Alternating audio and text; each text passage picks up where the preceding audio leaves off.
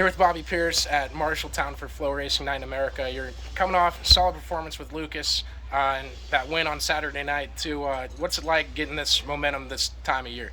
It feels really nice. Like there's a lot of big money on the line. I mean, really, it's just from now on, it's hammer down. So, this is a flow night, and we're running for points with that. So we want to get as many points as we can.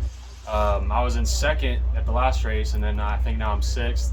And then we head into a lot of World Outlaw races in the Northeast. So we got to have the momentum heading into all this because they're very valuable nights. So setting off tonight good with quick time. As you said, racing with Flow this week and racing with the Illinois series that you did, the Speed Week last week that you did the whole dirt on dirt feature for and all that stuff.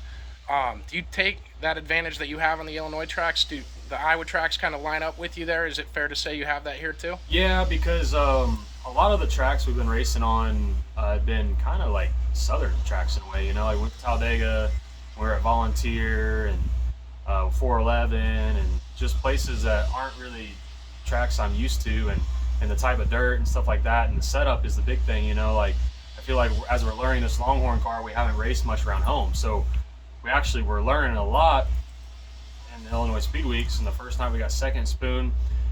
Lincoln, we struggled, so we kind of went back to the drawing board, and a lot of that applies to like how this track is tonight. It's got a pretty big cushion out there, and I'm sure it'll go away in turn 1 and 2. It'll probably start falling off, but it definitely applies. So we kind of needed that, use that, learn from it, and apply it here.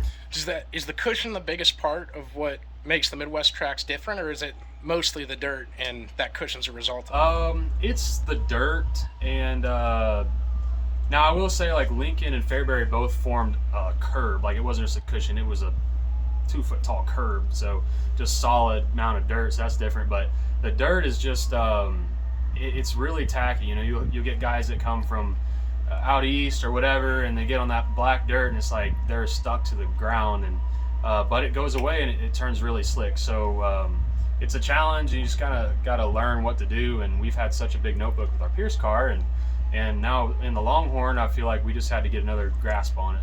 I think we did it. How close is the baseline between those cars?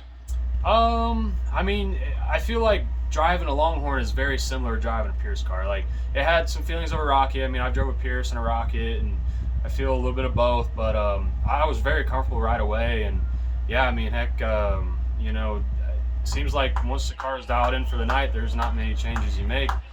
We were really good right out of the gate with it back at Votto, and just tweaking on it here and there, but right out of the box it was fast, so we're happy with that. And then, as you said, the next 2 nights being flow nights and being 6th in the standings, and with a series that's weekly and there's less full-time guys, is there a turn up pressure of points racing there that the other 6 guys that are right next to you are going to be up front too, and maybe 6th place wouldn't be a good result for you tonight if those 5 guys are in front of you? Yeah, you definitely think of that. I mean, the guys that are going to be running up front like that are probably going to be the guys that are top of points. So you got to be really good, but you have to be the best if you want to gain points, I guess.